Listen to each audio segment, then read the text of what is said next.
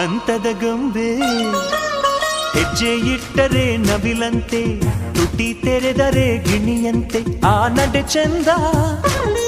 ಆ ನುಡಿ ಚಂದ